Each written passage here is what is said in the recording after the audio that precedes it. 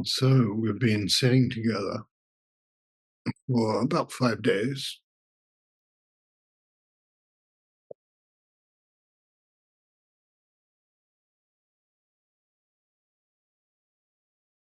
and in that time, we've been in whatever's going on at the place we are. Intense rain sometimes. There's a lot of blowing going on where I am. I found myself up in the middle of the night, and I noticed Alison was up too. And I said, "What's up?" And she said, "Well, a tree just went down like that." and and so it's like the great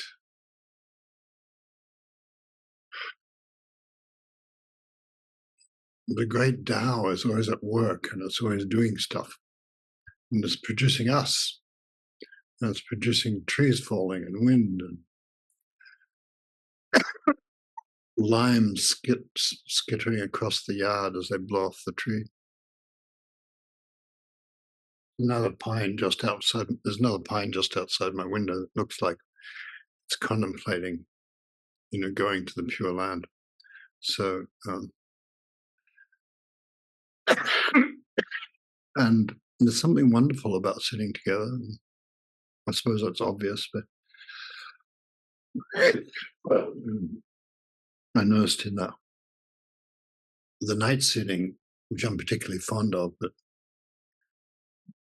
one time I guess Jan was the head of practice, and she fell asleep, and I had to find a way to wake her up when I couldn't unmute oh no, I could unmute myself, but anyway, so I woke up, and another night I fell asleep, and she woke me up. So it's kind of great.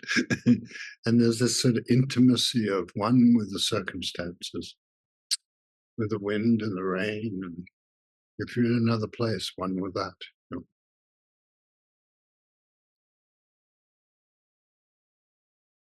Everything thus, thus, thus, thus. And everything is, one of the things you might notice is that things are linked by themselves. The net of Indra is a net. And so we don't have to explain it to ourselves. It's always a freeing thing not to have to explain it.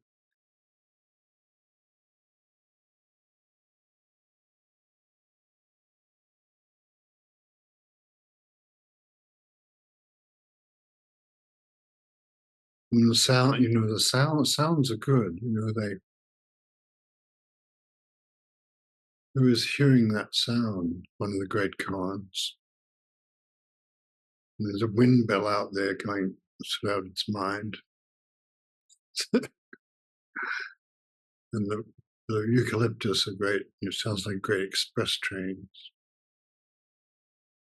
The sounds are very pure, and the whole of the universe then you can feel it as inside your chest and your heart. And that's not bad for a bit of one meditation retreat, So, so it's like you'll notice that. I think the thing to say at the end of retreat is pretty much always the same as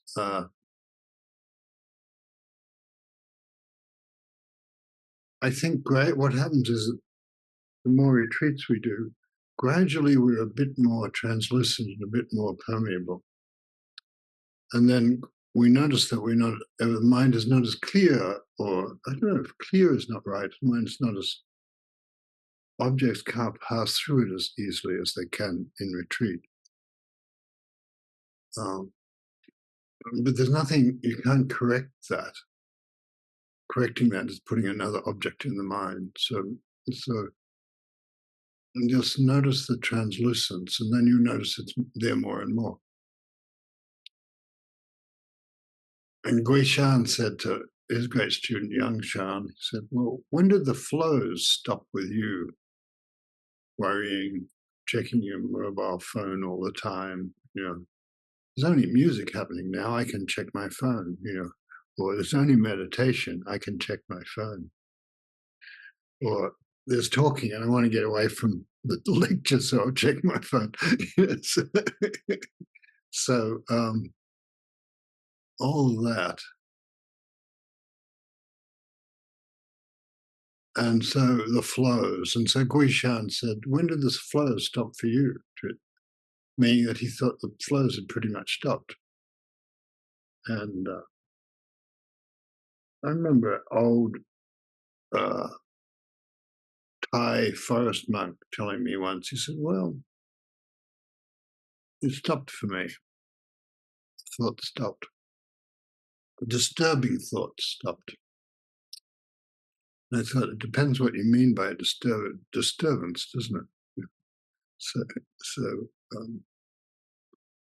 and whether you're disturbed by disturbing thoughts is probably the thing. So anyway, Yang Shan said, well, when did the flow stop for you, Master? And Guishan said, the flow stopped about, I don't know, 7 years ago. And when did they stop for you? So he didn't let Yang Shan off the hook. And Yang Shan said, it's still quite lively. So, and the freedom is in the way you are. So it's kind of obvious thing to say, but we forget how you are right now, right this very minute. That's Buddha nature. It's nowhere, never going to be anywhere else. It's just this. So I think the only thing to do is we notice that is to just be open to it and enjoy it. We notice that when we're complaining to ourselves and we know the circumstances aren't right, we know that's kind of crazy. Circumstances are just always what they are, and inside them is the vastness. So good enough.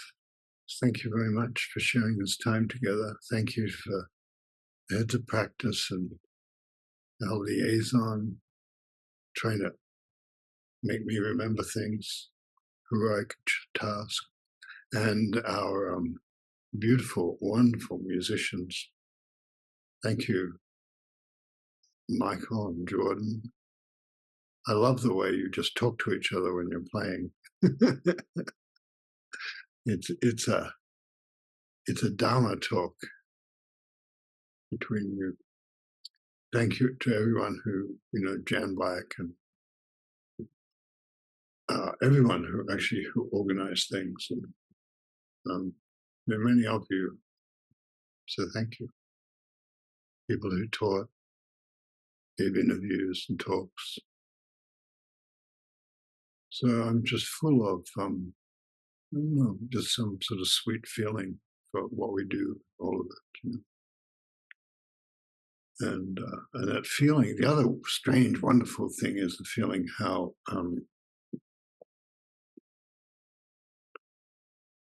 if I'm thinking something, someone will then, and there's a talk coming up, they'll talk about it, and I don't know if I anticipated them or they're reading my mind. And people were talking about not knowing, and then Tesco would talk about not knowing. And it's just lovely like that. And I think we can't get away from the ways we're connected, and in a way, it's not eavesdropping, but so deeply connected that we share feelings and thoughts sometimes. So thank you very much. And now we go into our closing sutras.